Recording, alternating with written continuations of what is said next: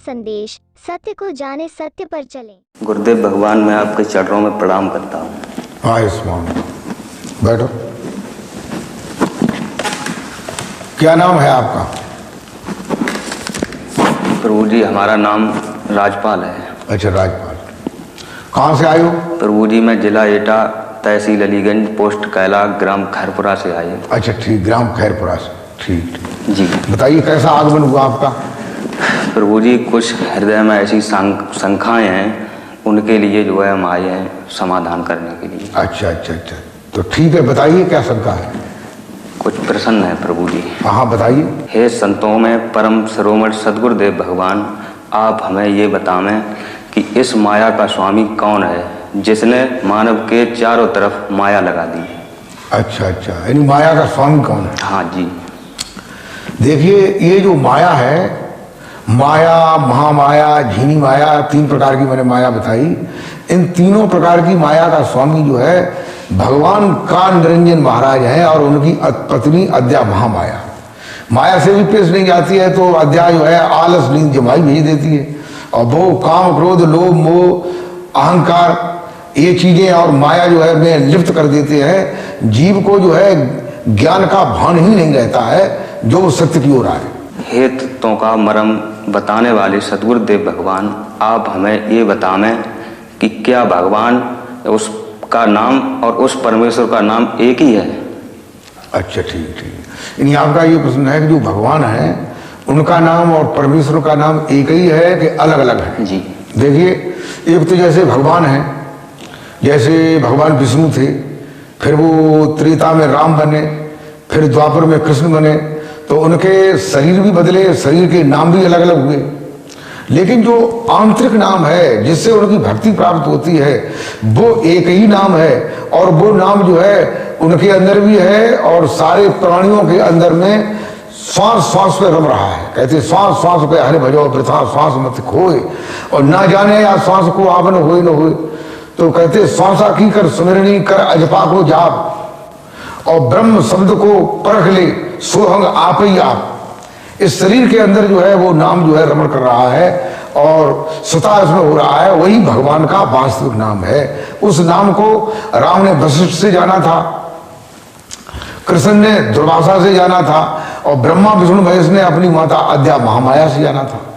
और जो परमेश्वर का नाम है, जो परमात्मा का नाम है, वो इससे भिन्न है। ये नाम जो है शरीर के अंदर उस नाम की किरण प्रवेश की है, दसम द्वारे से, सचखंड से, भंवर गुफा से, तो इसके अंदर वर्ण बन गया, वर्ण के रूप में। लेकिन वो वर्ण भी दिव्य है, मुख से कहने में अगर कहते हैं तो वो नाम नहीं है, और कहते नहीं अंदर में श्रवण करते हैं तो वो नाम है।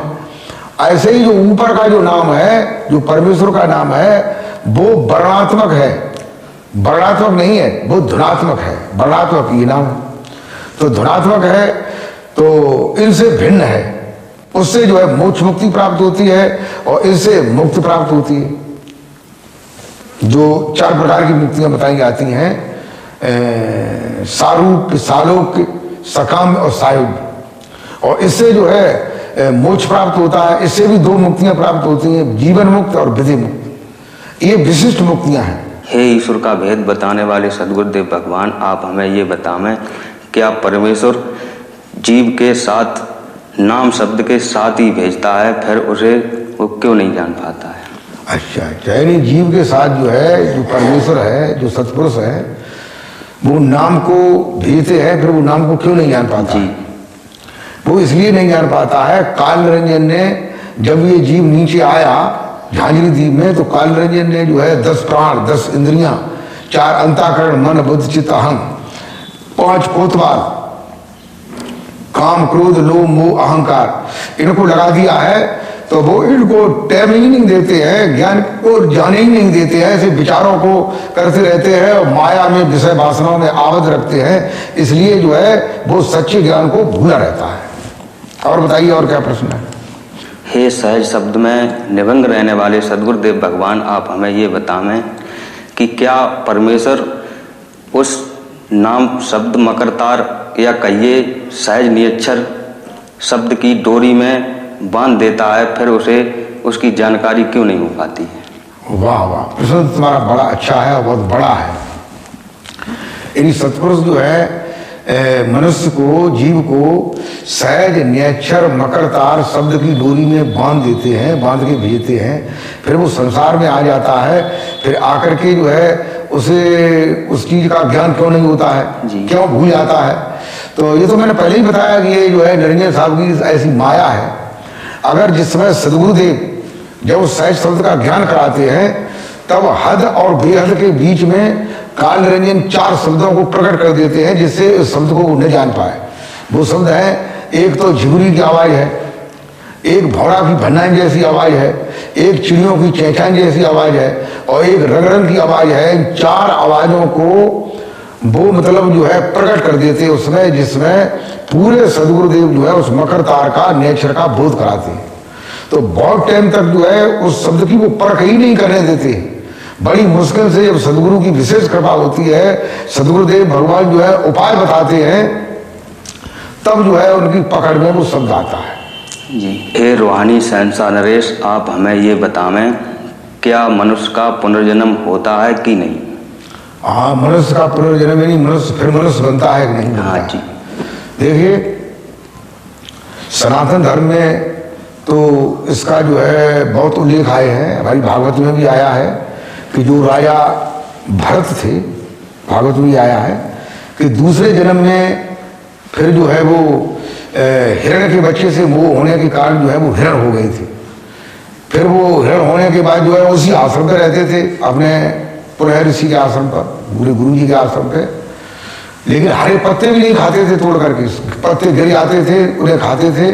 फिर अपना टाइम पास होकर के जब फिर उनका जन्म हुआ, तो फिर उनका नाम जो है लोगों ने नाम रखा, लेकिन लोगों ने कहा मेरा नाम भरत है, तो वो जड़ता जैसी बातें करते थे, इसलिए उनको जड़ भरत कहने लगे। तो इसका मतलब ये पुनर्जन्म होता है। बाद में जैसे पहले भगवान विष्णु थे, वे दूसरे जन्म में त्रेता में राम बने और द्वापर में कृष्ण बने। ऐसे ही जो है पुनर्जन्म होता है। जो महान होते हैं, श्रेष्ठ होते हैं, वे अत्यंत श्रेष्ठ लोग होते हैं, धनवान होते हैं, बलशाली होते हैं, पौरुषवान होते हैं। और जिनके अंदर पाप की मात्रा कुछ होती है, तो वो निर्धन होते हैं, निर्बल होते हैं और प्रताड़ित होते रहते हैं। देखो, जब तक पाप और पुण्य का लेखा जोखा लगभग थोड़ा जो इधर उधर होता है, तब तक मनुष्य का जन्म मिलता रहता है। और पाप ज्यादा बन जाता है तो 84 लाख योनियों में चला जाता है, और पुण्य ज्यादा होता है तो मनुष्य की योनि से छूट करके गंधर्व योनि में, पितर योनि में और देव योनि में चला जाता है। ऐसे जो है जन्म तो होता है। हे परम नाम धनी सदगुरुदेव भगवान, आप हमें ये बताएं, क्या हिंदुओं का पुनर्जन्म होता है, या मतलब किसी किसी धर्मों के लोग ये कह देते हैं कि हमारे धर्म में पुनर्जन्म ही नहीं होता है? हाँ, लोग जो है वो तो अपने अपने दिमाग की बात है। कोई ऐसे एक ब्रह्मा कुमारी मत होता है, तो हमारी उनके मत वालों से बात हुई तो उन्होंने कहा कि आदमी का पुनर्जन्म नहीं होता है, और जो होता है तो आदमी आदमी बनता है, गिलहरी गिलहरी बनती है, ऊंट ऊंट बनता है, और हाथी हाथी बनता है। तो हमने कहा कि ये हाथी कहाँ बनता है, यदि ऊपर लोग हैं, साकार लोग हैं, उनमें आदमी बनता है तो आदमी के लोग में जाता है, गिलहरी बनती है तो गिलहरी के लोग में जाता है। तो हमने कहा ठेका हो गया कि गिलहरी गिलहरी बनेगी, मनुष्य मनुष्य बनेगा। फिर कर्म का क्या विधान है, फिर अच्छे बुरे का क्या विधान है? तो ये लोगों की मनगणंत है। ये लोग कहते हैं, इस्लाम धर्म के भी लोग कहते हैं कि हमारे में जो है पुनर्जन्म नहीं होता। हे पुष्टि पुरुषोत्तम सतगुरुदेव भगवान, हमें ये बताएं, किन्हीं किन्हीं धर्मों के लोग ये कह देते हैं कि हमारे धर्म में पुनर्जन्म नहीं होता है। हाँ, ठीक है। किन्हीं किन्हीं धर्मों के लोग जो है, जैसे इस्लाम धर्म में कहते हैं कि हमारे धर्म में पुनर्जन्म नहीं होता जी। तो देखो, पहले मैंने बताया है कि जिनके पाप ज्यादा होते हैं वे नरकों में चले जाते हैं, और पुण्य ज्यादा होते हैं वे स्वर्ग लोक में चले जाते हैं। और जो पाप पुण्य का लेखा जोखा जिनका लगभग में रहता है, उन्हें फिर मनुष्य का जन्म मिलता है।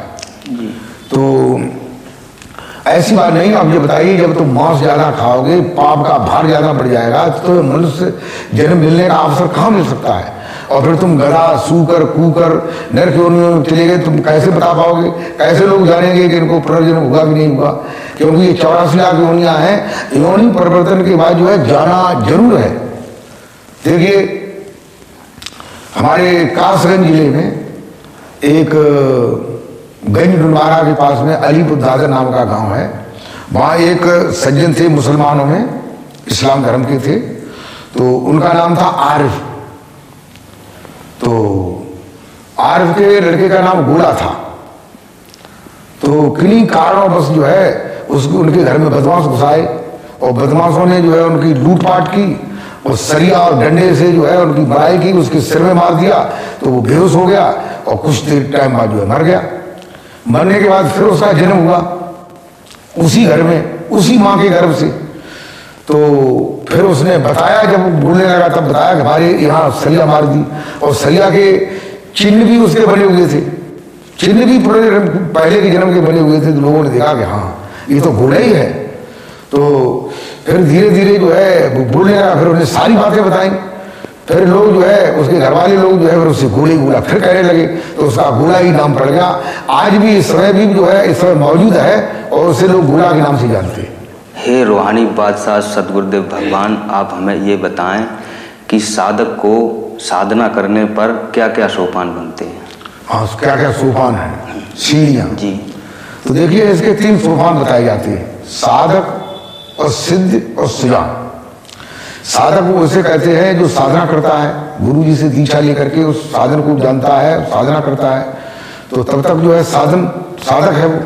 और जब साधक साधन को सिद्ध कर लेता है फिर उसको सिद्ध करने लगते हैं, उसके पास 8 सिद्धियां 9 रिद्धियां आ जाती हैं, और फिर आगे चल करके और आगे का मार्ग तय करता है। सिद्धियों को ध्यान नहीं देता है, सिद्धियों का प्रयोग नहीं करता है, सिद्धियों का प्रयोग गलत समझता है प्रयोग करना, तो वो सुजान बनता है, बन जाता है, यानी स्वयं को जान लेता है और उसका स्वरूप जो है ईश्वर और परमात्मा की तरह, जीव और ईश्वर की तरह, ईश्वर परमात्मा की तरह एक में हो जाता है और वह परम सत्य को जान लेता है। इस्लाम में भी बताया गया है, 3 सोपान बताए गए हैं। पहला सोपान इल्मिल्ला, दूसरा वकाबिल्ला और तीसरा फनाफिल्ला। इल्मिल्ला का मतलब जो है आत्मज्ञान की विद्या को जानना, और वकाबिल्ला का मतलब जो है फिर उसके बारे में वो अपने स्वजनों को, अपने मित्रों को, अपने मिलने वालों को बताना चाहता है कि तुम सत्य को ग्रहण करो, सत्य मैं जानता हूं, सत्य मुझे ऐसे प्राप्त हुआ है। और फनाफिल्ला जब वो सारी चीज जान लेता है और लोगों को कहते कहते जब थक जाता है, कहते हैं कवि साहब कहते हैं कि सब जगह अंधा काय समझाऊं, एक होता है समझाऊं। समझाते समझाते जब थक जाते हैं तब कहते हैं कि सारा संसार अंधा ही है, किसे समझाऊं, तो खुद में ही वो आ जाते हैं और सुजानता को प्राप्त हो जाते हैं, फनाफिल्ला हो जाते हैं, यानी चारों तरफ से सब चीजें खत्म हो जाती हैं। हे परम ज्ञानी सदगुरुदेव भगवान, आप हमें ये बताएं एक सच्चे साधक के अंदर क्या क्या सावधानी होनी चाहिए? क्या क्या सावधानी होनी चाहिए जी। देखिए पहली बात है सत्संग श्रवण करना जी, सत्य की परख करना और संतों में श्रद्धा भाव रखना, और अगर वो सच्चा नाम मिलता है तो उसमें विश्वास करना, और उसके बाद जो है उस परमात्मा के नाम में जो है उठते बैठते सोते जगते खाते पीते हमेशा जो है उसमें ध्यान रखना, संतों की सेवा करना, बड़े गुणों का सम्मान करना, अंदर में दया उत्पन्न हो जाना और दूसरे को क्षमा करना, और जो है भजन ध्यान करने का एक टाइम बांध लेना। ये जो है साधक में, और भी बहुत से लक्षण हैं, इन्हीं को अच्छी अच्छी बातें हैं जो साधक के लक्षणों में ही आती हैं। और बताइए और क्या प्रश्न है? हे श्री पारब्रह्म स्वरूप सदगुरुदेव भगवान, आप हमें ये बतावें कि एक सच्चे साधक को किसकी आरती पूजा करनी चाहिए? देखिए सच्चे साधक को किसकी आरती पूजा करनी चाहिए, ये प्रश्न है। सच्चे साधक को तो अपने इष्ट की, अपने सदगुरु की आरती पूजा करनी चाहिए, क्योंकि भगवान तो पहले भी थे लेकिन पहले हमें दर्शन नहीं हुआ, तो भगवान से हमें गुरु ने ही मिलाया। कहते गुरु गोविंद दोनों खड़े काके लागों पाए, और बलिहारी गुरु आपने जो गोविंद थी वो मिलाया। तो उन गुरु की, सदगुरु की बलिहारी है जिन्होंने गोविंद से मिलाया, भगवान से मिलाया। तो इसलिए जो है उन्हीं के चरणों में पहले नतमस्तक होना चाहिए, उन्हीं की पूजा करना चाहिए, उन्हीं का ध्यान करना चाहिए। और बताइए और क्या प्रश्न है? हे संसार के मसीहा सद्गुरुदेव भगवान, आप हमें ये बतावें कि सच्ची साधना करने के लिए किस समय ध्यान करना चाहिए। अच्छा ठीक, आपका ये प्रश्न है कि जो सच्चा साधक है तो वो कौन से समय पर अपना भजन ध्यान करे जी, उसका कोई टाइम टेबल मतलब क्या है जी। तो देखिए इसके लिए जो है टाइम टेबल होता है, जैसे युग होते हैं, जैसे 4 युग है, सतयुग, त्रेता, द्वापर, कलयुग। तो ऐसे ही ये चारों युग जो है 24 घंटे में बदलते रहते हैं जी। तो ये बताते हैं कि जैसे सतयुग का समय है तो सतयुग का समय जो है वो 3 बजे, रात के 3 बजे से लगता है, 3 बजे से। तो 3 बजे के 3 के बाद जो है 4, 5, 6, 7, 8, 9 बजे तक जो है सतयुग का समय रहता है, रात के या सुबह के या 3 बजे से रात्रि के 3 बजे के बाद जो है 9 बजे तक सतयुग का समय होता है। इसी सतयुग के समय में भजन, ध्यान, सुमरन, आरती, पूजा, वंदना, अर्चना ये सब की जाती है। इसी में ब्रह्म मुहूर्त का समय आता है जो 4 बजे से 5 बजे तक का टाइम होता है। तो ब्रह्म मुहूर्त में अगर कम करना है तो ब्रह्म मुहूर्त में करो या सतयुग के टाइम में करो। और भी युग है वो धीरे धीरे ऐसे और बदलते रहते हैं। हे गुरुदेव भगवान, इन प्रश्नों को लेकर मैं सारी दुनिया में घूमा, कहीं पर मुझे जो है इनका जो है उत्तर नहीं मिला। अच्छा। और मेरे हृदय में शांति नहीं हुई प्रभु जी। मगर मैंने आपकी वाणी जो है सत्संग के माध्यम से सुनी थी। एक दयाल मत यूट्यूब चैनल पे चलाते हैं लोग, तो हमने सुनी, तो उस माध्यम से मैं आपके पास आया हूँ। मेरे हृदय में आज गदगद हो गई प्रभु जी। मुझे सारी दुनिया में शांति नहीं मिली थी, इनका उत्तर आपने दिया है। ठीक ठीक, आप इस संसार के मसीहा ही हो सकते हैं।